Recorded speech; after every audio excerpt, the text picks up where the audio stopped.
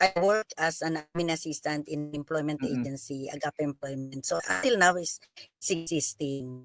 Okay, Mm. and from admin assistant to managing the whole company. So when I have one child, sabi ko nga, I started to think, oh my gosh, kailangan kong mag-level up.